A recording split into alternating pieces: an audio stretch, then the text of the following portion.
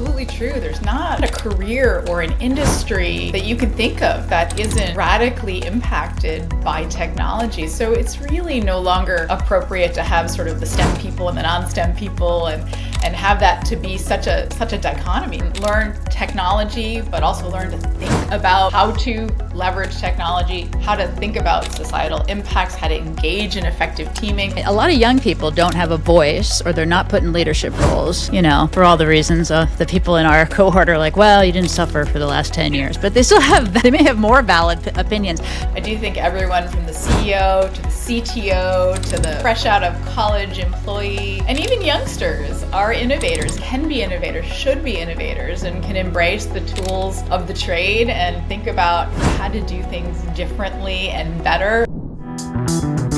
Hello, this is Jocelyn Houle. I'm your host for BetterTech today, and we're really excited to welcome Kathryn Guarini to the show today. Thank you so much for joining us. She is an eminent voice of authority in the technology space, in the education space, and today we're talking a little bit more about our future technology and how to inspire our future technologists. We're super excited to welcome you today, Kathryn.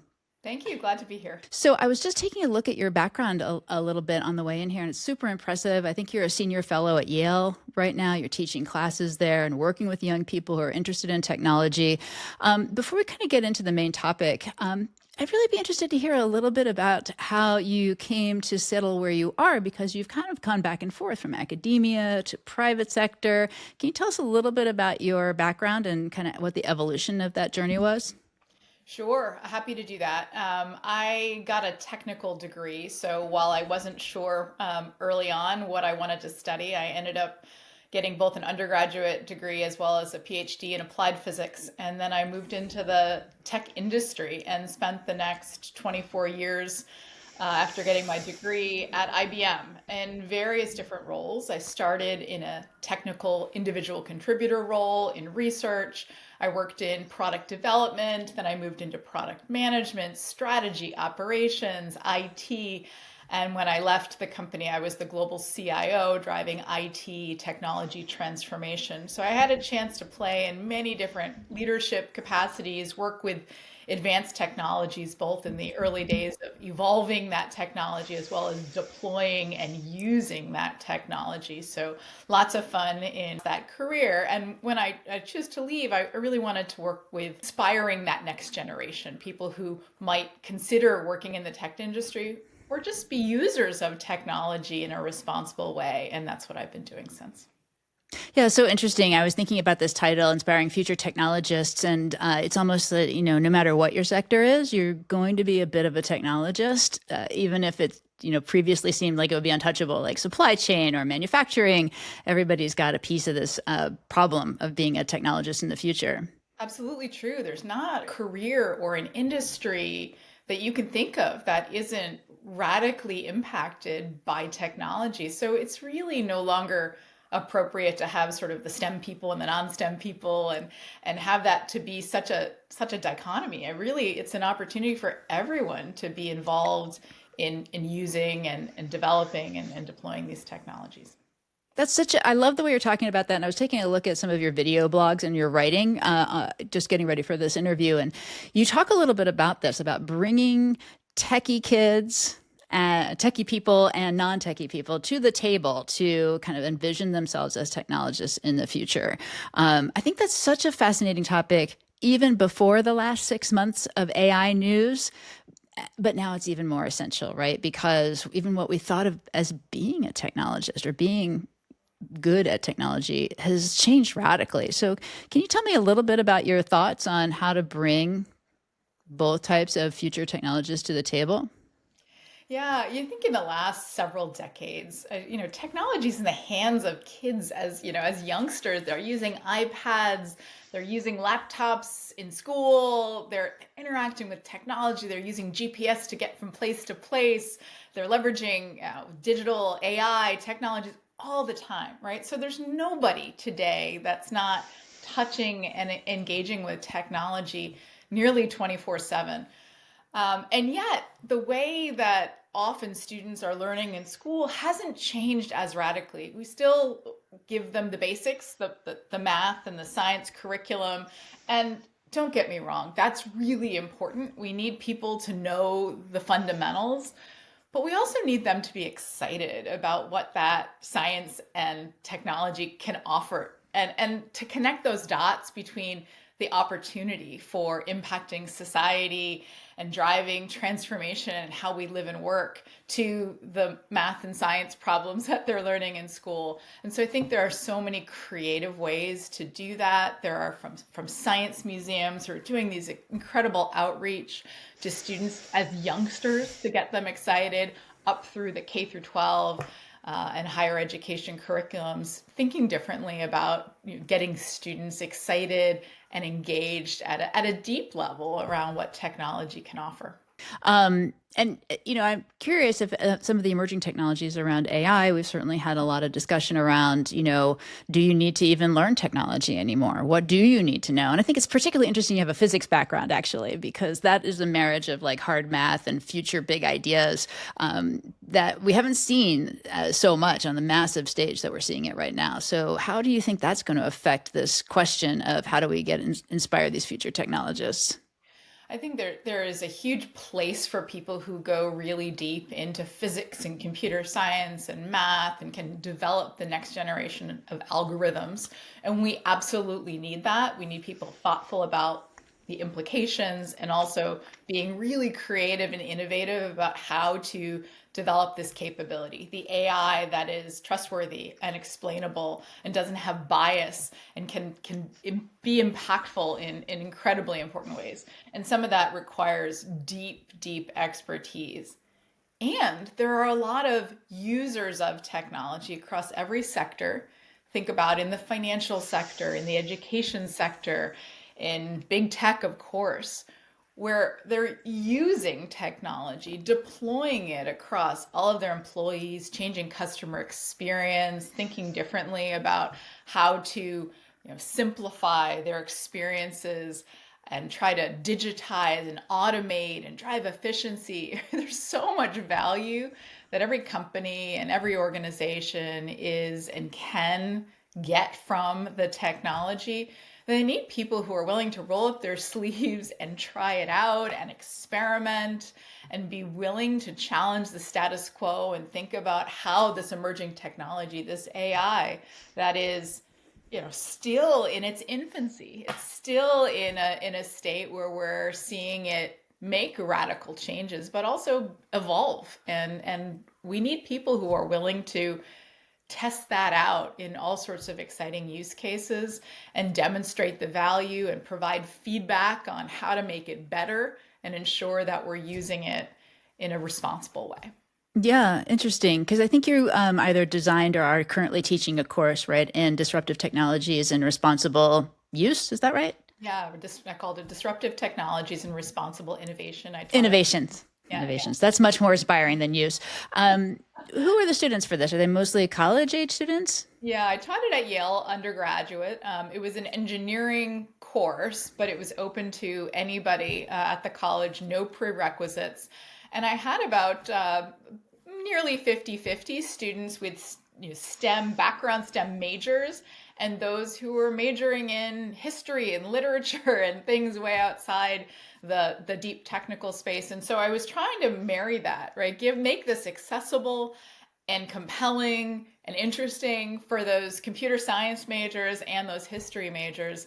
And walking that line, it was going deep enough into a set of technologies, case studies, that they actually had to understand how it works, that they had to really understand the innovation process. What was the environment that enabled this innovation to happen? What are some of the technical limitations and challenges? And we talked about societal impacts, right? Who's using this technology? What are the compelling use cases? What's the value? What are modern day issues that we still need to grapple with? Ethical issues, privacy issues, and so on. And so by sort of looking soup to nuts at all those aspects, it was important for both the computer science majors and those history majors in thinking it through. And it challenged them in different ways, right? I don't think the history majors are used to doing technical problem sets in some of these technologies. They had to evaluate, the how many transistors could fit on a chip designed in this way. But at the same time, probably the computer science majors aren't always thinking about evaluating some of the downsides and impacts to Mm-hmm. this, society and the environment, and ways of mitigating bias and things that really sort of push them to explore implications and opportunities. What are you hearing from students? Or what did you hear from your students in that class in terms of their level of excitement? And I'm sort of a technology maximalist, right? I get excited about AI, but then there are some really big concerns, especially if you're a young person, maybe entering the workforce. Yeah, well, I am a very excited person about this technology as well. I got great feedback. I mean, I really enjoyed engaging with the students. To me, somebody who spent so many years in the corporate world, having an opportunity to talk technology with students at this phase of their lives, so they're exploring what they want to do in their career, they're thinking through, technologies they use every day. And you may use an example, GPS technology, right? There's not a student in the class that isn't talking to me about how they, couldn't find their classroom without Google Maps or Waze, or, that the GPS is just pervasive. It's there, it's expected.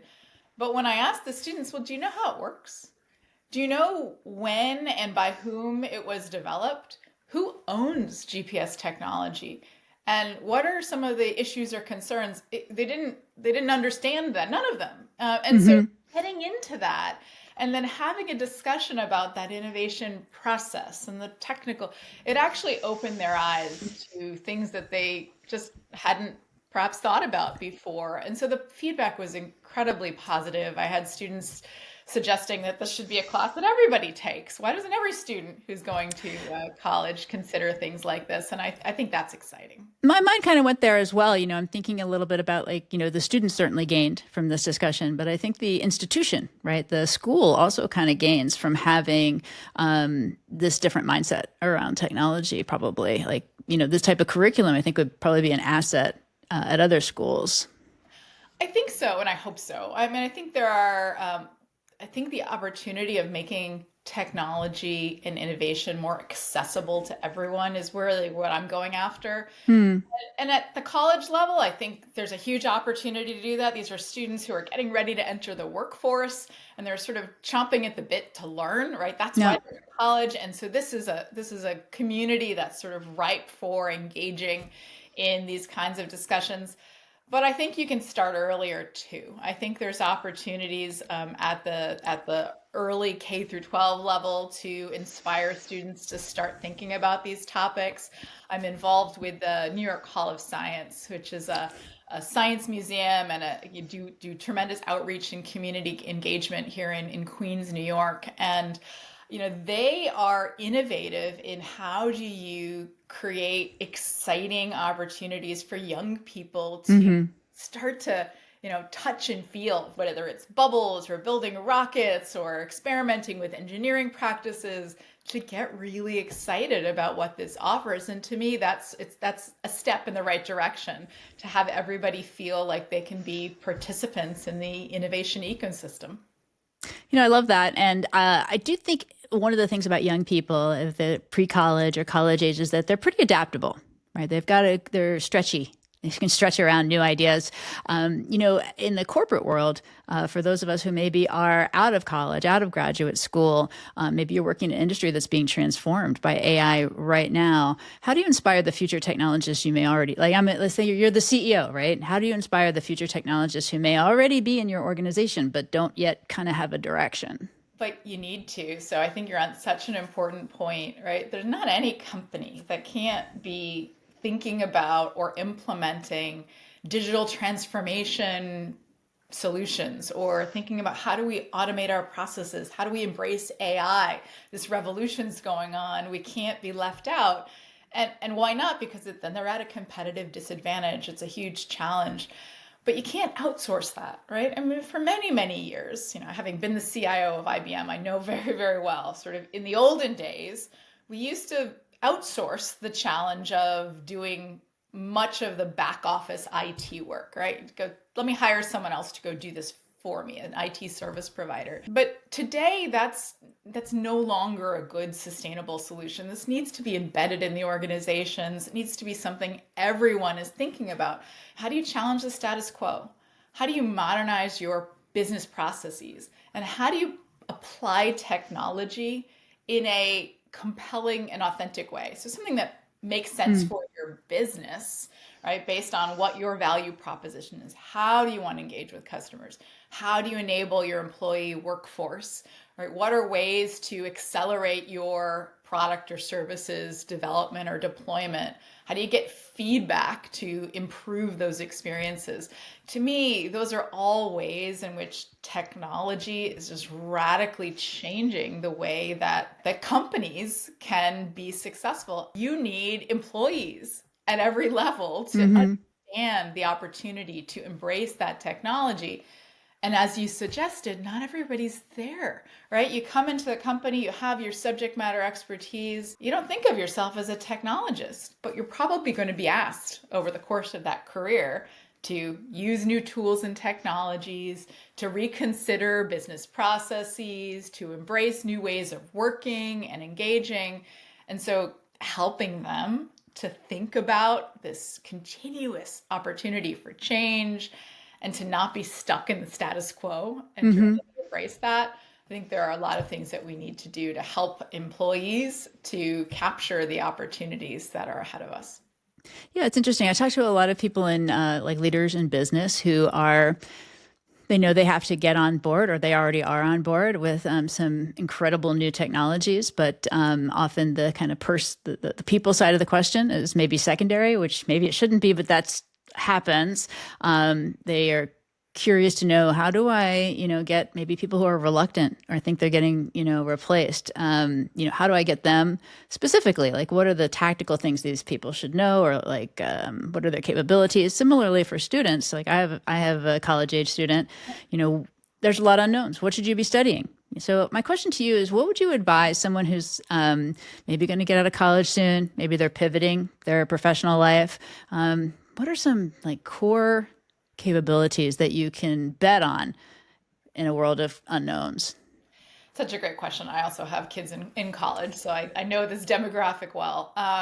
I would advise much more towards the skills than the specific technologies, right? This is a capability to learn is so much more important. Learn technology, but also learn to think about how to leverage technology, how to think about societal impacts, how to engage in effective teaming. Because any one technology, yes, AI is the big transformative technology of today, but we're going to be continuously seeing disruption and innovation that if you get fixated on one specific thing, before long, there's the next big thing, and you don't want to be disintermediated or surprised by that. Right. How quickly people change jobs and change careers over the course of lives today, right? On average, people are staying at an individual company or career for 4 years or less in this country. So the reality is moving fast, that the ability to learn and to bring yourself into whatever that so experimentation to me is probably the most important skill to learn, the ability to test and try these new capabilities, and then to be willing to do that again as needed. I really want to pick up on something that you've said here, because I think it's so important. This might be your next blog post. You ready? Right. So I think that what you're saying is so right on. You've got to have the ability to learn a kind of internal framework for understanding, because we kind of can't hold all of it in our heads anymore. I've been in this business long enough that there was a time when you could hold most of it in your head, but you can't anymore. You just have to have a way of engaging with new technology. But I love the tactic you have here of having this kind of structured approach. You described GPS, right? So what do you do to really learn a new technology is the question that I think you're answering. You have to understand technically, what came before it, what came after it, who built it, who owns it. There's like a technical, business, societal analysis checklist, if you will, that you're advocating as a kind of structured approach to being flexible and understanding the tech, right? Yeah, absolutely. I think there are a number of components to understanding a technology, and there's thinking about what is that environment that enabled the innovation to happen. And I think there's some learning. What I was hoping that my students would get out of using some cases as examples is you look at some of the patterns of innovation. What are some common practices that by examining a number of these very different types of technology and its innovations in different sectors, hardware and software over different times, done in different environments. What are some of those common threads? And let me give you a couple of examples. We think of innovation as these lone geniuses, right? The Einstein with his hair up there, having an epiphany all by himself. And there are some lone geniuses, of course, but many and most of the true impactful innovations happen in collaborative ecosystems. They happen by bringing the right set of people together with different skills and capabilities, often from different disciplines, and bringing them together are where those aha moments happen. Constraints, smart constraints, people who innovate because they have a pressing challenge. Have a COVID pandemic, and you had incredible innovation that happened, stimulated by a pressing need. And sometimes that constraint is in the form of regulations. Sometimes it's dollars It's or it's resources. it's access to only low powered chips, for instance. For instance, right, we're seeing that for sure with this latest announcement from China's DeepSeek solution. But those are all examples of a value of constraints, but you don't want to go too far, right? Constraints that are Of course, unreasonable, right.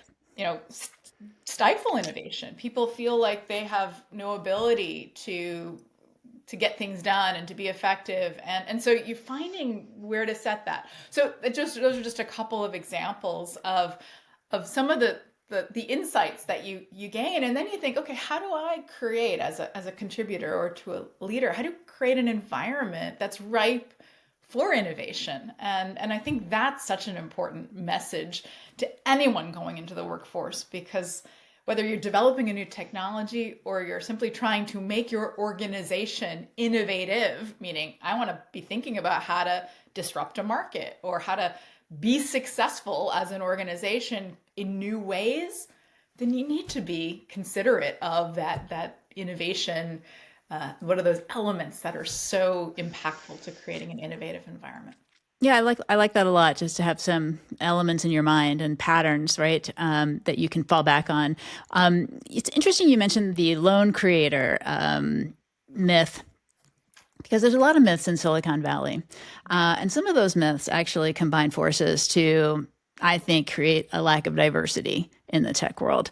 I know you are kind of bundling two questions. I know you're a very strong advocate of mentorship, but we do have a gap when we think about our future technologists and looking at the ones we have today, that we still have a diversity question. We do. Unfortunately, I hoped that at this point in 2025, we would no longer be having this conversation, honestly, right? Early in my career, as you would expect as an applied physics major and getting a PhD in the same field, there weren't a lot of women. And then entering in the workforce in an R&D capacity, hardware technology, it's still, today, Oh, yeah. still a very male dominated area.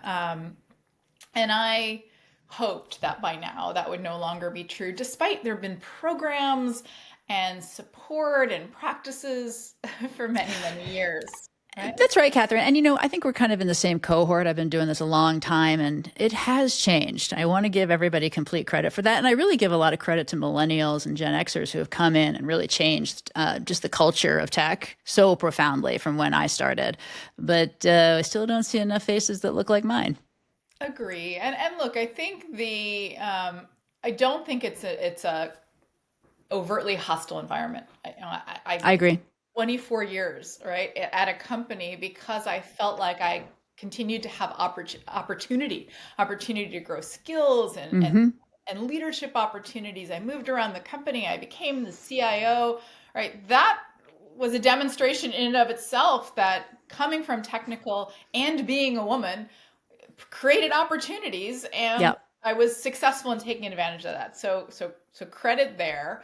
But there weren't enough other women at the table, and that unfortunately the data bears that out. That that's still not a preponderance of. You don't see the numbers increasing at the rate and pace. And why does that matter? Because there's just a preponderance of data that says that our diverse teams improve our results, get faster to innovation, faster time to value, et cetera, et cetera. So there's I'm no. so glad you're bringing that up because it's not just about goodness. I come from the finance world where we don't spend a lot of time talking about goodness, to be honest with you. But achievement, and sorry to bring up DeepSeek again, but DeepSeek is a product of this open source movement, which has the same basic idea. It's a big tent, open source, everybody's in, everybody's transparent, and you just get better outcomes. You do. And so I think there's plenty of data that shows that. And what a shame, not just because it's good, but these are opportunities for lucrative, exciting, impactful jobs. And what a shame that right, half of our population, and again, it's not just a gender problem, we see large Totally. And it's a underrepresented. youth problem, right? A lot of young people don't have a voice or they're not put in leadership roles, for all the reasons the people in our cohort are like, well, you didn't suffer for the last 10 years, but they may have more valid opinions. So you're right. It cuts in a lot of different directions. It could be, hey, you're not from our industry. Hey, you're under 30. Hey, there's a million things that, again, no ill intent, but sort of the way we've always done things is causing a few barriers to these future technologists. And I was curious if you thought like mentorship is something you work on. Do you think that's one you probably do think, I guess that seems like a dopey question, but probably like mentorship might be a great way to help address this, especially since we're not doing a lot of big programs anymore. Yeah, I think having successful role models certainly helps. And there are some wonderful examples. Let me call out Lisa Su as an example. She's somebody that has a PhD, a technical degree, worked at IBM. I knew her there, and now she's successfully transformed AMD and was named the top CEO this past year, and absolutely deserving. So there are examples like that of women in tech who have been extraordinarily successful. And I think those role models help because they are proof points, but they're Hmm. small numbers there. I think that's where mentorship comes in, is that it's not just the Lisa Su's and the CEOs of these organizations, but it's many others who engage deeply with the next generation, those aspiring, and help provide allyship, provide feedback, are there to counsel, to answer questions, to be sounding boards. I believe that's so important. It's not programmatically important. Like I don't Yeah. actually have great experience in a formal program that you sign your name and you get matched. That's just Right. hit or miss. But the informal mentorship relationships and encouraging those who are seeking, some feedback and some to reach out and find mentors, both men and women, and to encourage those who have been through, you know, gone up the corporate ladder or been through various challenges, encourage them to spend some quality time helping others to grow their careers. It's good to think about that and talk about it more. Is there? I'm going to get into just a few rapid fire questions. You've got such a wealth of experience. We like to just run down a few quick questions and get your headline answers. But before I do that, when you're thinking, okay, the listener to this show is some CEO or the provost of a school somewhere.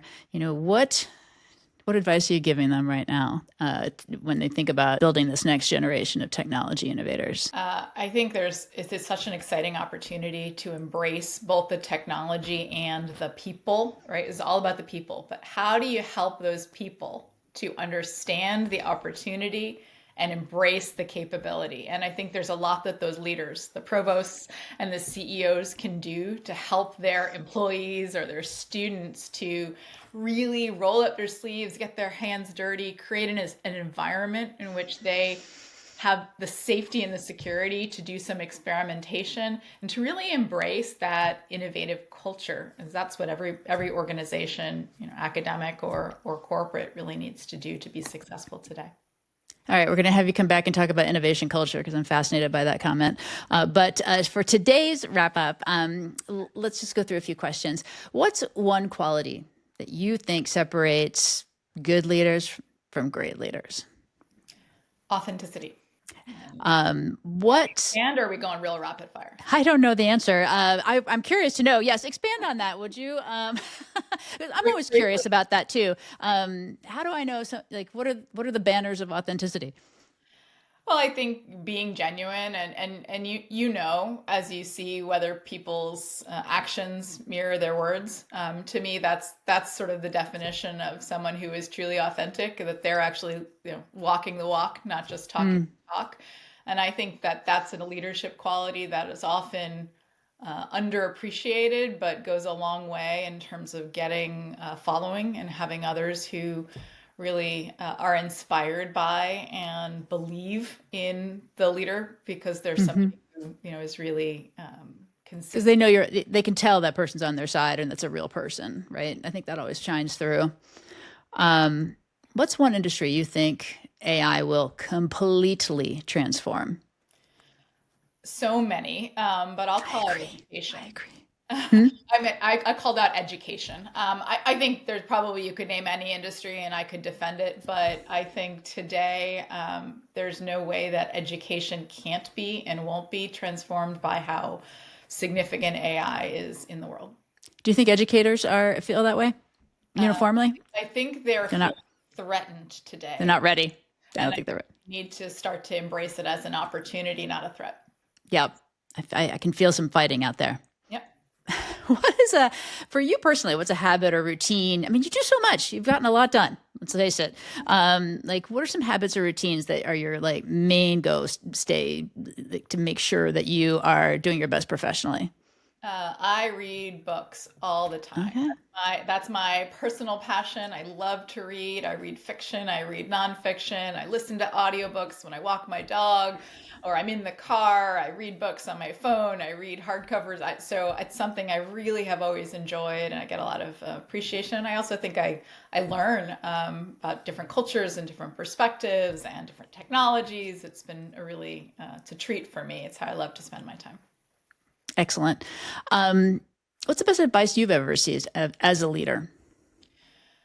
Very early on, when I was struggling and thinking about where I wanted to go in my career, I had a mentor who just said, be true to yourself and just do it. And really, it was one of these, there's never a perfect time. You don't always have everything lined up perfectly, but don't be afraid and just do it.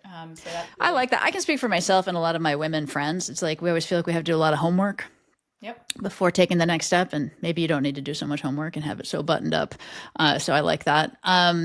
So we talked about books. You mentioned books. I'm sorry I didn't do this follow-up question. Is there a book you'd recommend right now to our listeners? Recommend this one. It's called Inner Fire, and this was written by a friend named Lisa Wolf. It's about protecting your spirit from corporate burnout, and I think there's some really important nuggets for all of us who work in really in any industry. I think it's good for anyone, big company or small, but thinking about how do you help yourself to remain true to yourself? How do you make sure that you're thoughtful about finding an appropriate balance in your life, that you don't get to the point where you're hitting a wall or you're burning out? Mm-hmm. Good. Let me, this is kind of a follow-up question. Last question I'll ask you. This was famously a question when I worked at Microsoft that Bill Gates would ask people who he met as his last question, which is, what is a technology, could be anything, that you have encountered in the last year that is the slam dunk? And I'll give you an example. I work in AI, I look at some fancy tech, I get it. But every time I use the Starbucks app, I'm like, that works. That's awesome. So it doesn't have to be a fancy answer. There's so many, and I really do love to try. I love to be an early adopter of technology. But I'm going to call out ChatGPT right now. Okay. All of the AI that's out there, I've really embraced ChatGPT as a bit of brainstorming partner. And Hmm. I think some people are afraid, particularly in education, as I mentioned to you, that are feeling like it's being taken advantage of. Students are using it to write the papers for them, etc. And I understand that there are some abuse and downsides of the technology, but I think being thoughtful about how to leverage these generative AI solutions, something that I've really embraced, and I can find some tremendous use cases and getting a lot of value. That's amazing. Yes, I totally agree. I think people should engage with it more as a research partner, and get to know it better. So, listen, it's absolutely great to connect with you. I do think this is such a incredibly important question. We talk about future leaders in technology, but your approach that's really structured, that has very thoughtful approach, in fact, has a whole curriculum behind it. I really do appreciate that. Is there any like final kind of headline that you want to make sure, from like, if you had to encapsulate your leadership philosophy, what's your philosophy on tech innovation as it's winging its way towards us at rapid pace? I'd say innovation is for everyone. Right? Mm. Nobody is immune or should feel like it's outside of their purview. I do think everyone from the CEO to the CTO to the fresh out of college employee and even youngsters are innovators, can be innovators, should be innovators, and can embrace the tools of the trade and think about how to do things differently and better. And if you continuously ask those questions, I think it's great for yourself and for the community that you're a part of. What a great message. I think we all have to think about that, no matter what our role is in this tech industry or is about to be in this tech industry. Thank you so much. It's been a great chatting with you. Really appreciate you coming on BetterTech. Thank you so much. I enjoyed it.